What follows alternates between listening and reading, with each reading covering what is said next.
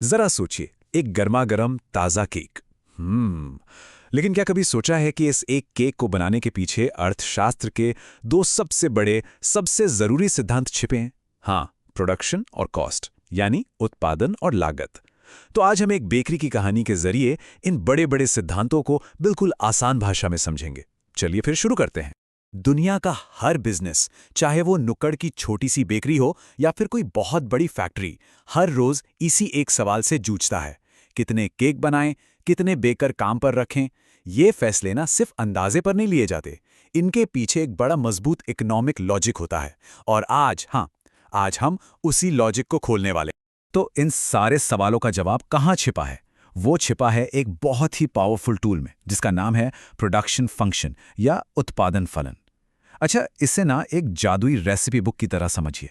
ये बुक हमें बताती है कि अगर हमारे पास कुछ सामग्री है, जिसे हम इकोनॉमिक्स में इनपुट्स कहते हैं, जैसे कि बेकर और ओवन, तो हम उससे ज़्यादा से ज़्यादा कितने केक बना सकते हैं, जिसे हम कहते हैं आउटपुट। ये किसी भी बिजनेस का, समझिए, एक तरह का ब्लूप्रिंट होता है।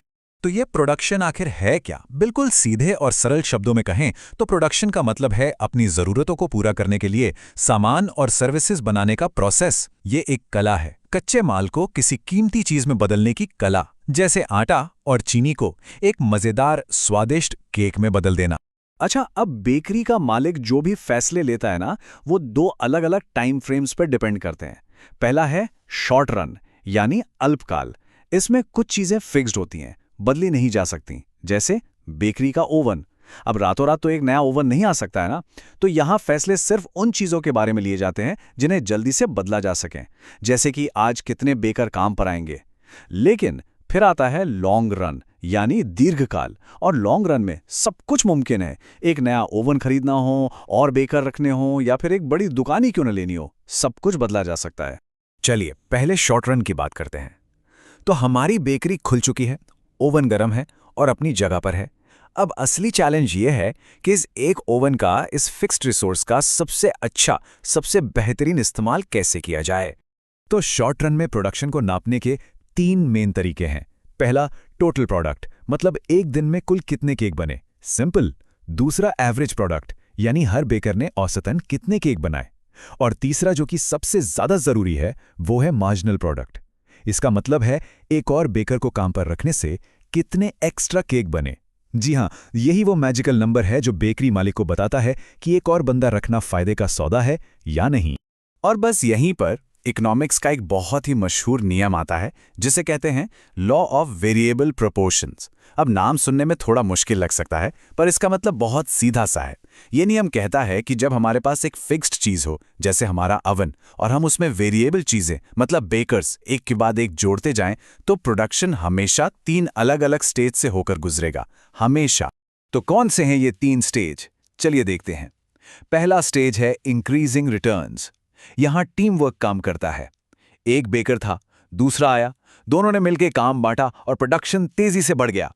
फिर आता है दूसरा स्टेज, डिमिनिशिंग रिटर्न्स।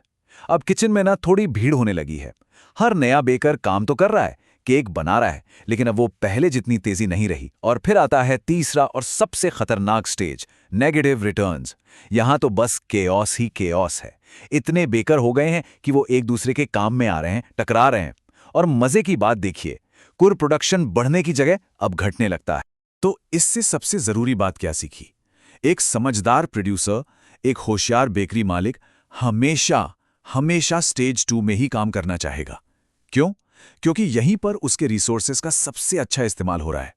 स्टेज 1 में रुकने का मतलब है कि वो और कमा सकता था, लेकिन रुका रहा। और स्टेज 3 में जाना तो सीधी सीधी बर्बादी है। तो स्टेज 2 ही वो स्वीट स्पॉट है। और वाह, हमारी बेकरी तो हिट हो गई। केक धड़ाधड़ बिक रहे हैं और अब मालिक के सपने भी बड़े हो गए हैं। वो बिजनेस को एक्सपैंड करने की सोच रहा है। तो बस इसी के साथ हम शॉर्ट रन की छोटी दुनिया से निकलकर लॉन्ग रन की बड़ी संभावनाओं की दुनिया में कदम रख रहे हैं। याद है ना, वो दुनिया जहां सब कुछ बदला जा सकता है। अब लॉन्ग रन में प्लानिंग करने के लिए मालिक एक और टूल का इस्तेमाल करेगा। इसका नाम है आइसो क्वांट या समुत्पाद वक्र। आइसो का मतलब होता है इक्वल, यानी बराबर, और क्वांट का मतलब है क्वांटिटी, यानी मात्रा। तो ये ग्राफ पर एक नक्शे जैसा होता है। ये नक्शा हमें दिखाता है कि अगर हमें एक फिक्स नंबर में केक बनाने हैं, मान लीजिए 100 केक, तो उसके लिए बेकर्स और अवन के क्या-क्या अलग-अलग कॉम्बिनेशंस हो सकते हैं। जैसे मान लीजिए टारगेट है एक दिन में 1000 केक बनाने का। अब सवाल यह है कि क्या करें? 5 बेकर और 2 ओवन रखें या फिर 3 बेकर और 4 ओवन? कौन सा कॉम्बिनेशन सबसे सस्ता पड़ेगा? यही वो सवाल है जिसका जवाब आइसोकॉन्ट्स देता है। ये हमें सबसे एफिशिएंट यानी सबसे कुशल और सबसे कम लागत वाला रास्ता चुनने में मदद करता है। अब जब लॉन्ग रन में हम सब कुछ बढ़ाते हैं, बेकर भी, ओवन भी, दुकान का साइज भी, तो एक नई चीज सामने आती है। इसे कहते हैं रिटर्न्स टू स्केल या पैमाने के लाभ। इसका मतलब क्या है? सोचिए अगर हमने सब कुछ डबल कर दिया, बेकर डबल, ओवन डबल, अगर हमारा प्रोडक्शन डबल से भी ज्यादा हो गया, तो ये है इंक्रीजिंग रिटर्न्स टू स्केल। अगर प्रोडक्शन ठीक-ठीक डबल हुआ, तो ये है कांस्टेंट रिटर्न्स, और अगर सब कुछ डबल करने पर प्रोडक्शन डबल से कम बढ़ा, तो ये डिक्रीजिंग रिटर्न्स है। और ये एक खतरे की घंटी है कि बिजनेस शायद बहुत बड़ा और अनमैनेजेबल हो रहा है।